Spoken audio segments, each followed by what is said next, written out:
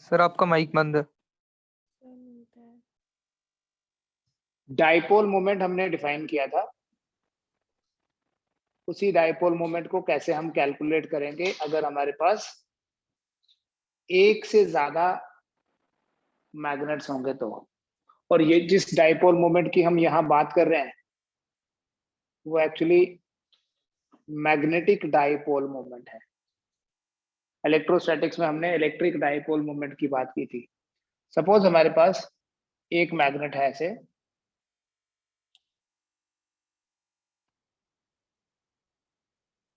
having a north pole and a south pole like this, और दूसरा magnet जो है इस तरह से प्लेस किया हुआ है।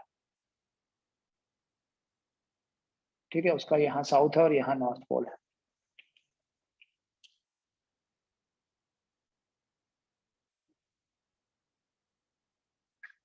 अगर इस डाइपोल की, दोनों डाइपोल की जो एक्सिस है उनके बीच में एंगल थीटा है, तो हम ये बोलेंगे देखो ये एक का डाइपोल मोमेंट आ गया m1, ये दूसरे का डाइपोल मोमेंट आ गया बेटा m2।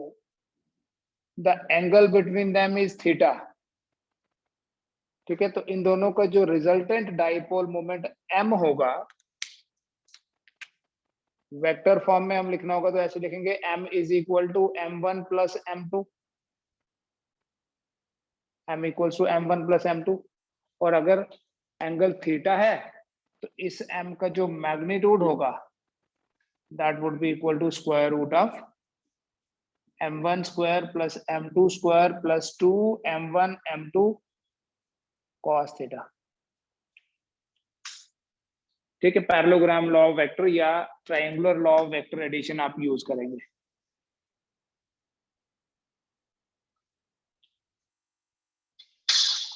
इसको बोलेंगे रिजल्टेंट डाइपोल मोमेंट। अगर दो डाइपोल इस तरह से प्लेस्ड हैं, ये एक आ गया south pole and north pole है जिसमें, और दूसरा भी इसके ऊपर ऐसे रखा हुआ है साउथ पोल नॉर्थ पोल, ये डाइपोल मोमेंट m1, ये dipole moment m2। In this situation in दोनों के बीच में जो एंगल है वो 0 डिग्री है। कैसे? दोनों की सेम डायरेक्शन है। बट अगर यहां पर ऐसे है एक साउथ नॉर्थ, ये आ गया m1, साउथ नॉर्थ ऐसे आ गया m2।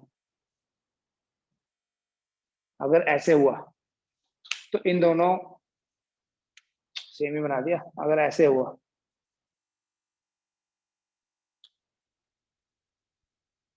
m2, इसे बोलते हैं बेटा सम पोजीशन, और इसे बोलते हैं डिफरेंस पोजीशन।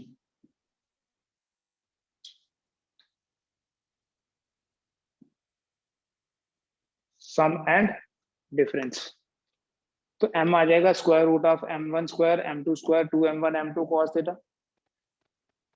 थीटा 0 होने पे m का वैल्यू मैक्सिमम होगा, cos theta will be 1, cos theta 1 हो जाएगा तो m आपका बन जाएगा बेटा m1 प्लस m2। ये सम पोजीशन का रिजल्टेंट। अगर थीटा 180 डिग्री है, डिफरेंस पोजीशन होती है cos 180 is -1, so m will be equal to m1 minus m2. This is called as the difference position.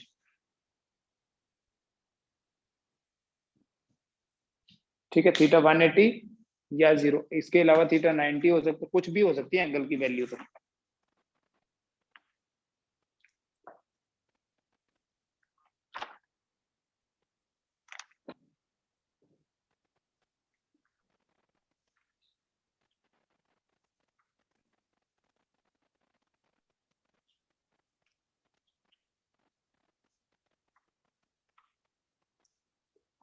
ठीक है, तो ये डाइपोल मोमेंट वैसे ही कैलकुलेट करना है जैसे वेक्टर्स का रिजल्टेंट निकालते हैं हम, resultant of two vectors.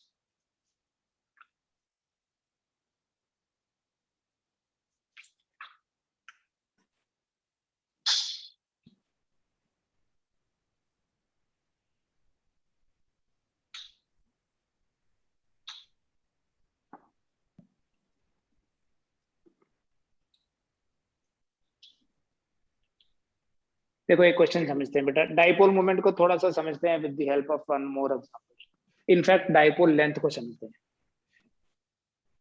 A bar magnet of length L, बेटा कोई फर्क नहीं है, there is no general rule कि लेंथ को हमेशा 2L लेना है। हम सिर्फ 2L लिखते हैं, है तो लेंथ है 10 सेंटीमीटर हो या 20 सेंटीमीटर, हम 2L लिखते हैं जस्ट फॉर कन्वीनियंस। मतलब जब हम डाइपोल से रिलेटेड कैलकुलेशंस करते हैं तो 2L लिखने से थोड़ा इजी हो जाता है, हाफ से लेंगे तो L और L होता है। There is no scientific reason, there is no technical reason, there is no other reason, it's only mathematical reason कि मैथमेटिकली थोड़ा इजी हो जाता है तो हम 2L लिखते हैं, ठीक है। अदरवाइज लेंथ तो लेंथ है, उसका कुछ पर्टिकुलर वैल्यू होगा, तो L लिखने से या 2L लिखने से वो चेंज नहीं हो जाएगी, ठीक है। A bar magnet of length L and dipole moment M, just understand the concept. Dipole moment M is bent in the form of a semicircle, और उस सेमीसर्कल का रेडियस है R, is bent in the form of a semicircle of radius R. What will be the new dipole moment? अभी dipole moment कितनी होगी? देखो the question is like, हमारे पास एक बार मैग्नेट है, इस बार मैग्नेट की लेंथ है L और पोल स्ट्रेंथ है M, तो इसका डाइपोल मोमेंट कितना हुआ? M into L। अब अगर यहाँ 2L होता तो यहाँ 2L लिखते, उससे कोई फर्क नहीं पड़ेगा, आप लेंथ कुछ भी ले लें, सिर्फ कैलकुलेशंस के लिए हम 2L लेते हैं। द क्वेश्चन इज, इस बार मैग्नेट को एक सेमी सर्कल की फॉर्म में बेंड कर दिया, बेटा एक रॉड को बेंड करेंगे जब, तो एरिया तो उतना ही रहेगा, इसलिए जो पोल स्ट्रेंथ है वो सेम रहेगी। मैंने बोला रेडियस R है, लेकिन जब भी हम डाइपोल मोमेंट को डिफाइन करते हैं, हम देखते हैं इफेक्टिव डिस्टेंस कितना है साउथ और नॉर्थ के बीच में। यहाँ डिस्टेंस L था तो L लिखा, यहाँ जो डिस्टेंस होगा दैट वुड बी 2R। और ये एक्चुअली 2R कैसे हम फाइंड करेंगे? R तो इन टर्म्स ऑफ L कैसे लिखेंगे, तभी इसके साथ कंपेयर होगा ना। बेटा ये जो टोटल लेंथ है, ये टोटल लेंथ तो L ही थी, क्योंकि इसी को बेंड किया है, स्ट्रेच नहीं किया, जस्ट बेंड किया है। तो हम लिखेंगे कि pi into R is equal to L, वही जो लेंथ थी that becomes semi circumference, so that means R is equal to L by pi. तो अभी डाइपोल मोमेंट अगर M डैश है, that would be equal to M, तो same ही रहा बिकॉज पोल्स तो सेम ही है, so it will be M into 2R, so that will be equal to 2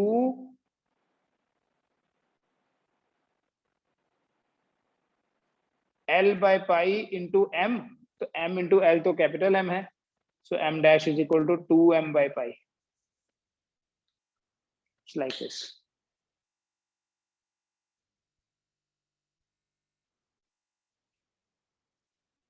ठीक है बेटा, कोई डाउट तो नहीं इसमें? कि लेंथ हमने 2L ली होती तो क्या हमारे आंसर में कोई चेंज आती? हम लिखते हैं M into 2L, और यहाँ में क्या लिखता? पाई R is equal to 2L, क्योंकि वही लेंथ तो सर्कमफ्रेंस बन गई या सेमी सर्कमफ्रेंस बन गई, ठीक है। तो R कितना हो गया? 2L by पाई। तो अभी M डैश कितना होगा? M इंटू 2R, तो M इंटू 2R को क्या लिखूंगा? 2 into 2L by pi, so it becomes M into 2L, ये तो कैपिटल M है, तो आपका आंसर फिर से वही आएगा 2M by pi. It doesn't matter कि आपने इसको L से रिप्रेजेंट किया है या 2L से रिप्रेजेंट किया है, ठीक है। जस्ट फॉर कैलकुलेशंस, जब हम डेरिवेशंस करते हैं तो हम 2L लिखते हैं ताकि हमारे लिए कैलकुलेशंस इजी हो जाएं। किस तरह की कैलकुलेशंस वो हम बात करते हैं थोड़ी देर में। बेटा जैसे हमारे पास इलेक्ट्रोस्टैटिक्स में कूलम्स लॉ है, इसकी हेल्प से हम एक्सप्रेस करते हैं फोर्स को दो चार्जेस के बीच में जो इलेक्ट्रिकल फोर्स है उस तरह से। दो पोल्स के बीच में जो फोर्स है that is magnetic force, that can be magnetic attraction या मैग्नेटिक रिपल्शन। तो वी हैव उस फोर्स को एक्सप्रेस करने के लिए वी हैव कूलम्स लॉ।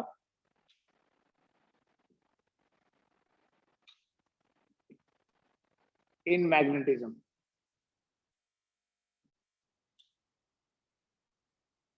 अगर आपके पास दो पोल्स हैं कोई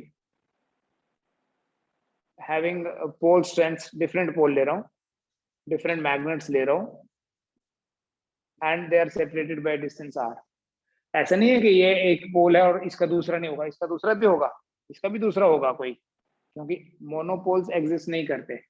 लेकिन अगर दो डिफरेंट मैग्नेट्स के डिफरेंट पोल्स की बात करते हैं तो उनके बीच में जो फोर्स ऑफ अट्रैक्शन या रिपल्शन है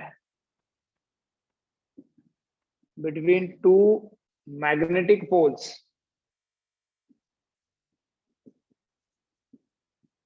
is directly proportional to product of pole strength and inversely proportional to square of distance between them, m1 m2 by r square. और बेटा यहाँ जो प्रोपोर्शनलिटी कांस्टेंट है म्यू 0 by 4 pi से represent करते हैं, so we have m1 m2 divided by r square, f equals to mu 0 by 4 pi m1 m2 by r square. तो mu 0 by 4 pi बेटा वैसे ही है, mu 0 by 4 pi is equal to 4 pi into 10 raised power minus 7 over 4 pi 10 raised power minus 7. ठीक है, यहां से एक और यूनिट भी आप निकाल सकते हो इस म्यू 0 का, Newton into metre square.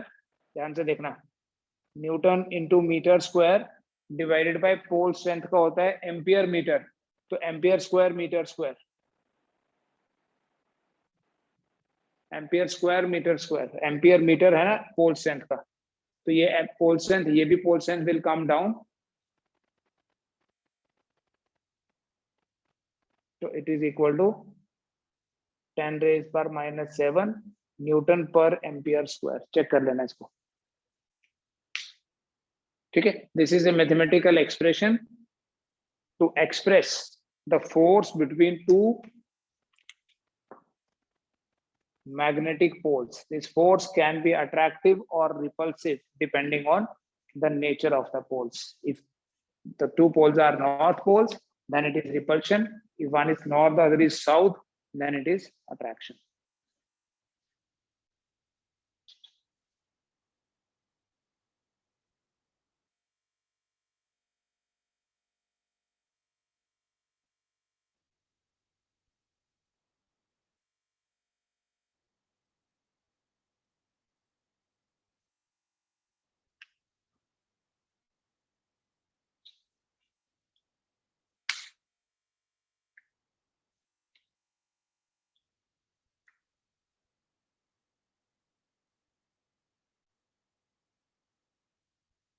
Magnetic field intensity.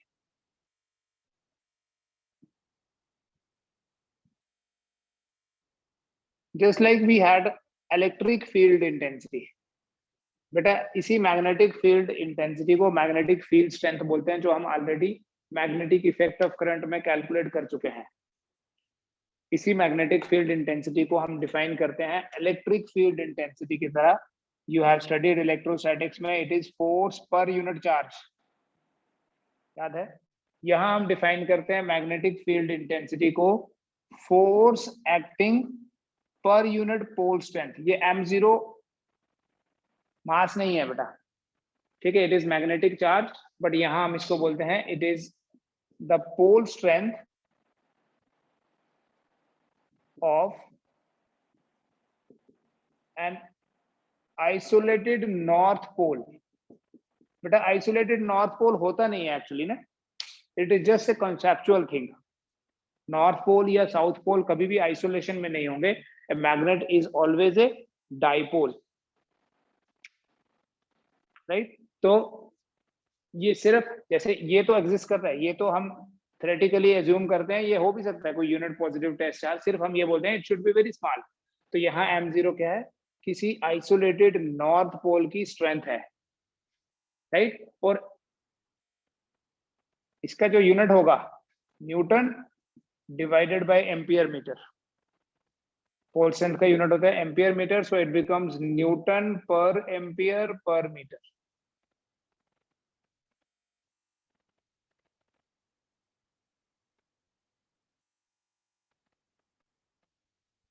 This is called as magnetic field intensity. और इसका जो एक्सप्रेशन है इलेक्ट्रिक फील्ड इंटेंसिटी की तरह है, आपको डेरिवेशंस की वैसे यहाँ जरूरत नहीं है, बट फिर भी थोड़ा आइडिया ले लो। मान लो ये हमारे पास कोई सोर्स मैग्नेट है, इसका कोई नॉर्थ पोल या साउथ पोल एज्यूम कर लो, यहाँ जैसे नॉर्थ पोल ही ले लेता हूँ, ये साउथ पोल है इसका, और इसकी जो पोल स्ट्रेंथ है,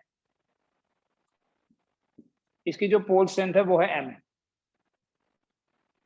तो इससे r डिस्टेंस दूर अगर कोई आइसोलेटेड पोल है, आइसोलेटेड नॉर्थ पोल है जिसकी पोल स्ट्रेंथ है m0, तो ये r डिस्टेंस है, अगर इन दोनों के बीच में जो फोर्स है that would be equal to mu naught by 4 pi m naught by r square.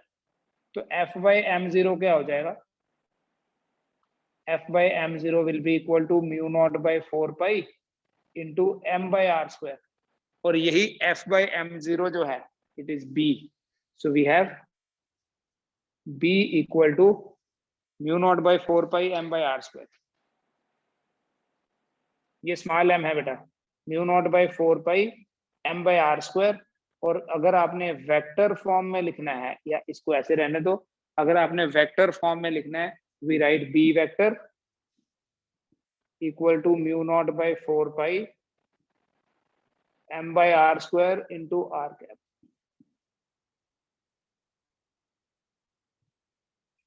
अगर आप इसको रिलेट करो इलेक्ट्रोस्टैटिक्स में, we had this electric field intensity का जो एक्सप्रेशन था किसी पॉइंट चार्ज के कारण, Q by r square into r cap, same है।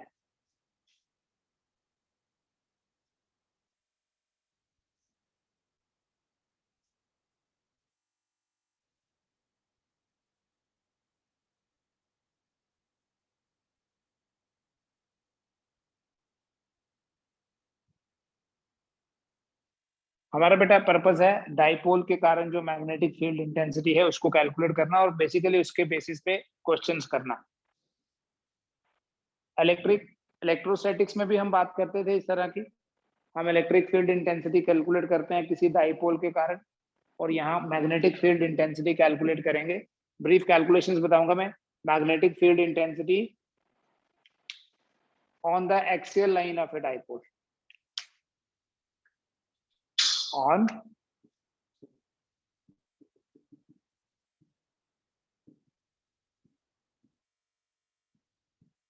magnetic field intensity on the axial line of a dipole। ठीक है, let us do the calculation briefly. हम एक मैग्नेट ले लेंगे, ठीक है, नॉर्थ पोल साउथ पोल ले लिया। अब यहाँ हम डिस्टेंस 2l लेते हैं, क्योंकि इजी हो जाता है। हम सेंटर से अगर कोई ऑब्जर्वेशन पॉइंट चूज करें, सेंटर से r डिस्टेंस पे, ये डिस्टेंस अगर r रखें, देन विल से कि एक पोल से डिस्टेंस है r माइनस एल, और दूसरे पोल से डिस्टेंस है r प्लस एल। लिखने में यहाँ भी 2l की जगह l लिखोगे, लिख सकते हो, बट ये फिर l/2 और ये भी l/2 होगा। बेटा ये जो नॉर्थ पोल है, यहाँ पड़े हुए किसी भी आइसोलेटेड नॉर्थ पोल को रिपेल करेगा। So this will be the magnetic fields direction bn। और ये जो साउथ पोल है, ये यहाँ पड़े हुए किसी भी नॉर्थ पोल को अट्रैक्ट करेगा, ये होगा bs। एक चीज यहाँ सामने दिख रही है, इस नॉर्थ पोल का इफेक्ट यहाँ ज्यादा होगा, इसलिए रिजल्टेंट पहले ही बना देता हूँ, इधर होगा, and this resultant b will be bn minus bs। याद आ रहा है कुछ इलेक्ट्रोस्टैटिक्स में इस तरह का calculation? We have done it earlier also. ठीक है, मतलब ओवरऑल यहाँ कोई नॉर्थ पोल होगा तो उसको रिपल्शन ही मिलेगी। मैग्नेटिक फील्ड इंटेंसिटी की डायरेक्शन वही होती है जो फोर्स की, जो नेट फोर्स की डायरेक्शन है। तो अगर रिजल्टेंट कैलकुलेट करना है, that will be bn minus bs, resultant magnetic field intensity. अब bn और bs का मैग्नीट्यूड देखो कैसे पता करेंगे। अभी फाइंड किया, mu naught by 4 pi m by, यहां से लेके यहां तक जो डिस्टेंस है, मैं अभी लिख देता हूं ऐसे, np square minus bs mu 0/4 pi m by n p की जगह आ जाएगा s p square. So it is equal to mu 0/4 pi भी कॉमन ले लो और m भी 1/np स्क्वायर। np किसके बराबर है? r minus l minus 1/r plus L square.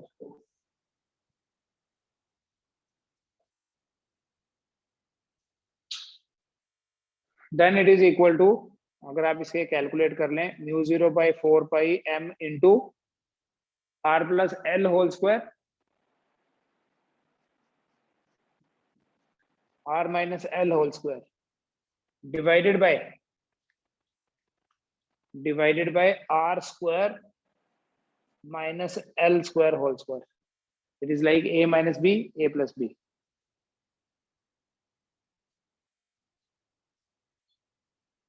बस बेटा ये रिजल्ट देखो आपके पास क्या बन जाएगा, b will be equal to mu naught by 4 pi into m into r plus l whole square, r minus l whole square जो है ओवरऑल सॉल्व करोगे a माइनस, फॉर्मूला याद भी रख सकते हैं, a plus b whole square minus a minus b whole square is 4ab। ठीक है, अदरवाइज आप पूरा लिख लो, बट अभी आप पहले से थोड़े बड़े हो गए हो इसलिए डायरेक्ट लिखो 4rl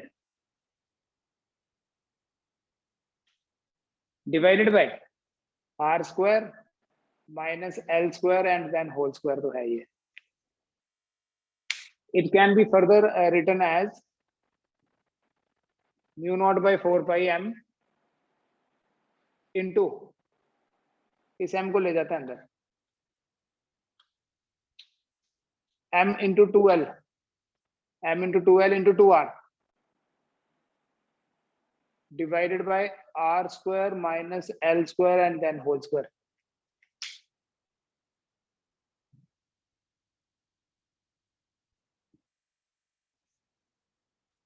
फिर बेटा ये b आपके पास आ जाएगा mu naught by 4 pi m into 2l हो गया capital M into 2r divided by r square minus l square whole square, जिसको आप सिंपली ऐसे याद रखने के लिए ले सकते हो। It is mu naught by 4 pi 2mr over r square minus l square whole square.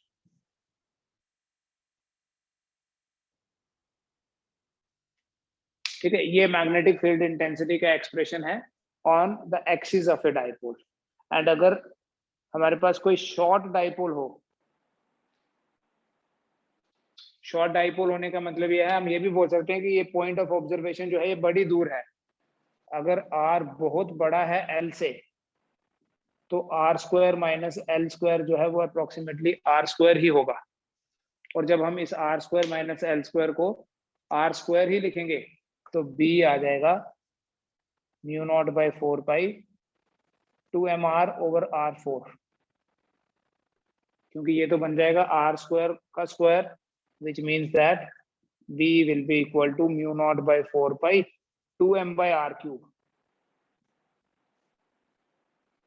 और बेटा इस b की जो डायरेक्शन है, इस b की वही डायरेक्शन है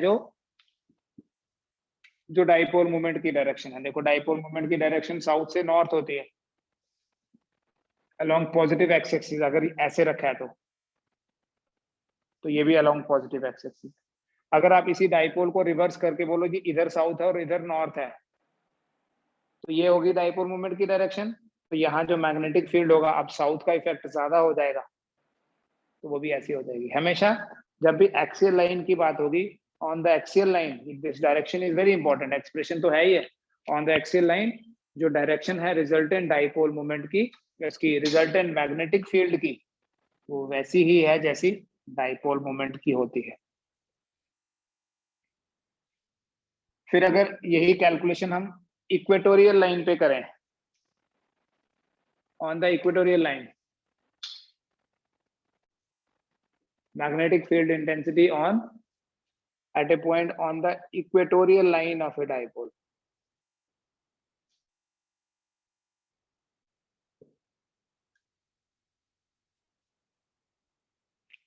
So that can also be done like the similar way. We have a dipole consisting of north pole, south pole, और ये सेंटर से लाइन पास करेगी और परपेंडिकुलर भी होगी। इस लाइन को बोलते हैं इक्वेटोरियल लाइन।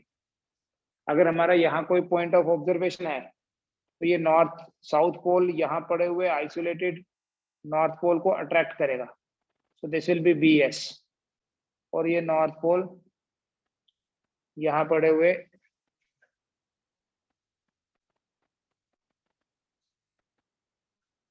नॉर्थ पोल को रिपेल करेगा।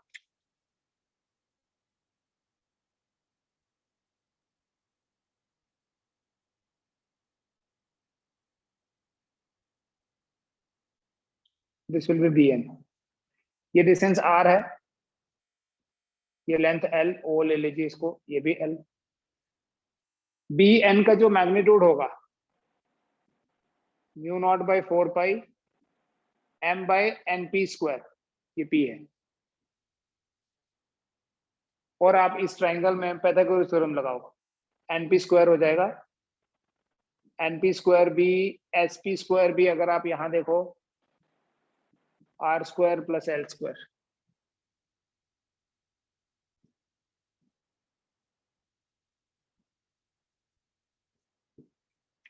और BS जो है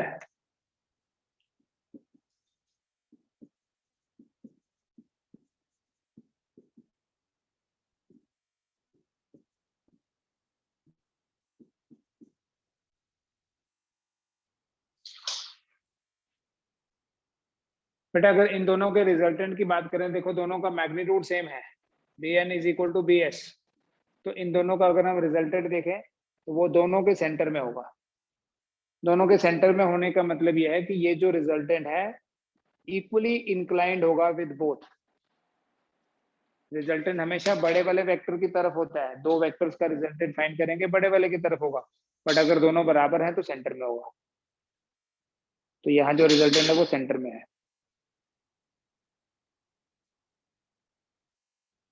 BN = BS। तो इसे या तो हम पैरेललोग्राम लॉ से फाइंड करें तो या रिजॉल्व करके कर सकते हैं। This is again personal thing, जैसे मर्जी करे कोई, अपनी मर्जी है, जिसको जो कन्वीनियंट लगता है। पैरेललोग्राम लॉ से करना है तो मैं लिखूंगा B = √DN² BS² 2BN BS cos 2θ लिखना पड़ेगा, क्योंकि BN और BS के बीच में 2θ है। अदरवाइज मैं तो इसको रिजॉल्व करके करूं। रिजॉल्व करने का क्या मतलब है, देखो ये BN है, ये ऐसे मान लेते हैं, ये x एक्सिस है, ये y एक्सिस है।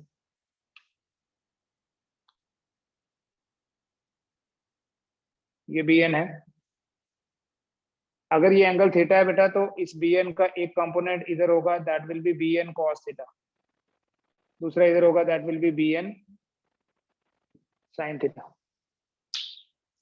उसी तरह से अगर जो ये BS है, ये BS की डायरेक्शन है इस सिचुएशन के accordingly, this angle is theta, तो ये होगा BS cos थीटा और ये हो जाएगा BS। बेटा जो BN sin थीटा और BS sin थीटा है, ये दोनों तो इक्वल एंड अपोजिट है, एक ऊपर है एक नीचे, they will cancel each other, but BN cos and BS cos they will add up. The resultant magnetic field intensity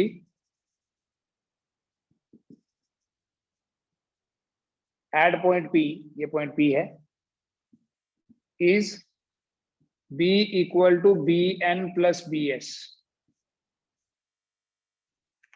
It means B = BN + BS नहीं, sorry, BN cos theta plus BS cos theta.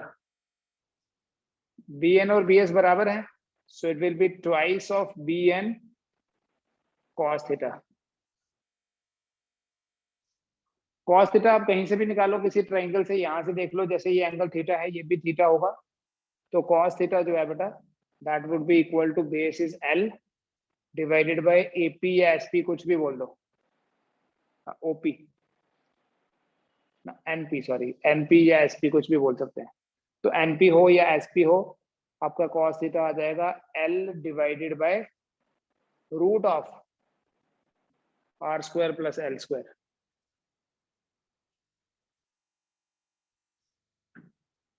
ठीक है, B equals to twice of B N cos theta. So बेटा आपके पास ये B N की value यहाँ से डाल लो या बी एस की डाल लो, कोई भी बराबर ही है, कॉस थीटा की वैल्यू भी है, तो बी आपके पास बनता है twice of mu naught by 4 pi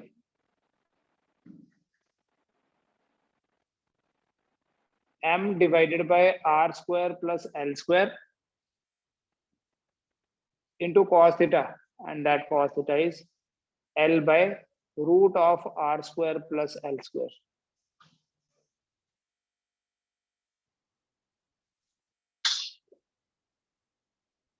It means b is equal to mu naught by 4 pi m into 2l, m into 2l divided by r square plus l square power 3 by 2.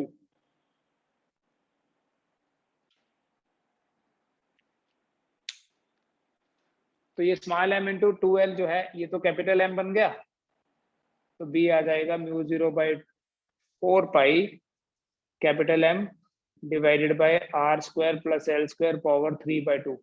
And again अगर r बहुत बड़ा है l से, तो b आपके पास आ जाता है mu naught by 4 pi m by r cube.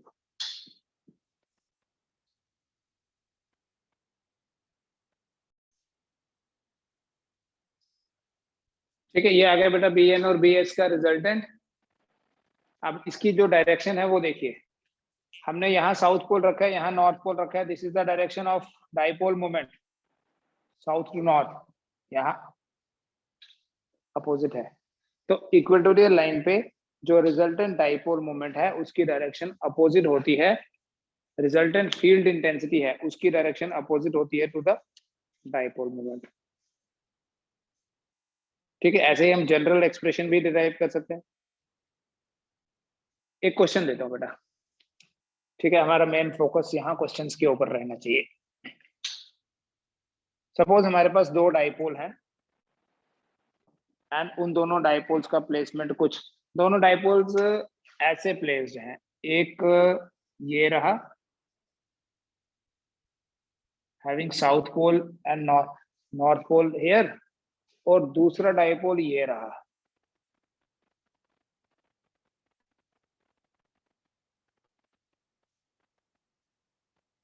ठीक है, मतलब दोनों की जो एक्सिस हैं वो आपस में परपेंडिकुलर है।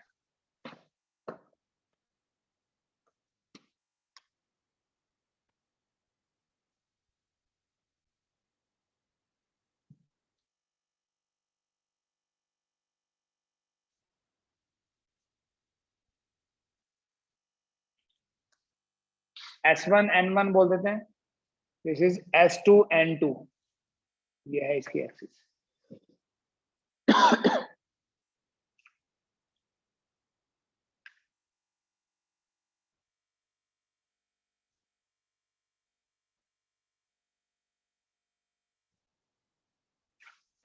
ये जो डिस्टेंस है बेटा दोनों के बीच में, this distance is given to be 2 metre. दोनों के बीच में जो डिस्टेंस है वो 2 मीटर है। और जो डाइपोल मोमेंट है, दोनों डाइपोल सिमिलर हैं, dipole moment of each dipole is 1 ampere metre square. Confuse नहीं हो जाना बेटा, यूनिट देख के आप बता सकते हो, ये कैपिटल एम है। अगर एम्पियर मीटर होता है इसका यूनिट, तो यहाँ डाइपोल मोमेंट की जगह पोल स्ट्रेंथ लिखा होना चाहिए। तो ये दो डाइपोल हैं, एक हॉरिजेंटली प्लेस्ड है और एक वर्टिकली प्लेस्ड है। इनके बीच का जो सेपरेशन है दैट इज 2 मीटर। तो सेंटर में calculate magnetic field intensity at the center of line joining them. Calculate the resultant magnetic field intensity at the center of the line joining them. बेटा अगर हम लॉजिकली बात करें इस point की, इस पॉइंट ऑफ ऑब्जर्वेशन की, ये यहाँ से 1 मीटर दूर है, सेंटर में बोला है तो यहाँ से भी 1 मीटर दूर ही है। मतलब जिस डिस्टेंस को हम एक्सप्रेशंस में r लिखते थे, we'll write that r as 1 metre. But important चीज देखने वाली क्या है, देखो बेटा अगर हमारे पास ये डाइपोल है और पॉइंट इधर है, तो इसका मतलब इस डाइपोल के लिए ये डाइपोल 1 है, इसके लिए जो पॉइंट P है वो एक्सिस पे है। दूसरे वाले डाइपोल के लिए ये पॉइंट P जो है ये इक्वेटोरियल लाइन पे है। Point P is on axial line for dipole 1, but it is on equatorial line for dipole 2। Dipole 1 के लिए एक्सिस पे है, डाइपोल 2 के लिए इक्वेटोरियल लाइन पे है।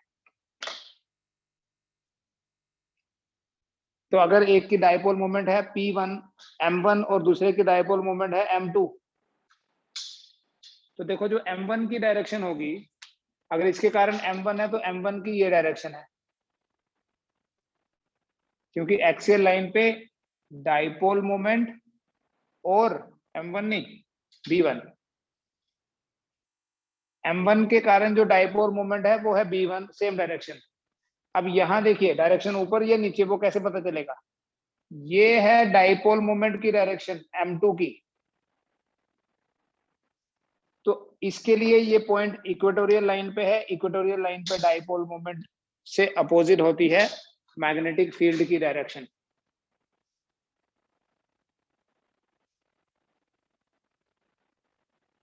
ठीक है, एंड सिंस हमें इस डाइपोल का कोई पैरामीटर गिवन नहीं है, तो हम डाइपोल की जो लेंथ है उसे कंसीडर नहीं करेंगे। Will consider that these are two short dipoles. तो B1 का मैग्नीट्यूड कितना होगा? B1 इसके कारण है, B1 इसके कारण है μ0/4 2m/r³, क्योंकि एक्सियल लाइन पे है। सिर्फ डायरेक्शन नहीं देखनी है, मैग्नीट्यूड में भी फर्क आता है। सो इट बिकम्स, ये तो आएगा 10⁻⁻⁷ 2 इंटू डाइपोल मोमेंट 1 ही दिया हुआ है, डिवाइडेड बाय 1³ तो 1 ही रहेगा, तो 2 इंटू 10⁻⁷। और बेटा जो M2 है उसके कारण जो डाइपोल मोमेंट होगा, उसके कारण जो पोल मैग्नेटिक फील्ड इंटेंसिटी होगी B2 से अगर लिखें, so it would be equal to μ0/4 m/r³। ये फर्क भी है, so it will be equal to 10⁻⁷ only. अब ये दोनों कृष्णा जस्ट वेट, दोनों आपस में परपेंडिकुलर है, सो रिजल्टेंट जो है that is equal to √² B1² plus B2²। So वो आ जाएगा 2 इंटू 10⁻⁷² प्लस 10⁻⁷²। हम 10⁻⁷² को कॉमन ले लेंगे, तो रूट के साथ कैंसिल हो जाएगा, 4 + 1, so your answer is √5 into 10⁻⁷ tesla. B है इसलिए टेस्ला यूनिट, आप चेक करो अपना answer. So next question is, we again have two dipoles here। ठीक है, ओरिएंटेशन दिख रही है आपको, there is a dipole 1। ठीक है, इसके इक्वेटोरियल लाइन पे at a distance of 30 centimetre from it हमारा पॉइंट ऑफ ऑब्जर्वेशन है। दूसरा डाइपोल M2 जिसका डाइपोल मोमेंट है, इसके सेंटर से 40 सेंटीमीटर दूर है, लेकिन ये भी इक्वेटोरियल लाइन पे ही है दोनों के लिए। Now what you have to do, यहाँ पर बेटा दोनों की जो वैल्यू है M1 और M2 की CGS में गिवन है, उनके बीच में जो डिस्टेंस है that is given in centimeter. So आप क्या करेंगे, B का वैल्यू कैलकुलेट करेंगे इन CGS। रिजल्टेंट जो B है, CGS सिस्टम आपको पता है, B का जो वैल्यू है that is unit is gauss. तो मैं इसके ऑप्शंस आपको दे दूंगा, आपने बताना है कि what will be the value for resultant magnetic field intensity. ये आपको बेटा मैंने पहले बता दिया हुआ है कि जब आप CGS में कैलकुलेशन करोगे तो μ0/4 जो है वो 1 के बराबर होगा। So the options will be, option A is it √5/10 Gauss. आप CGS में ही कैलकुलेशन करना, √5 डिवाइडेड बाय 10 गॉस है, और इट इज √5/20 गॉस है, और इट इज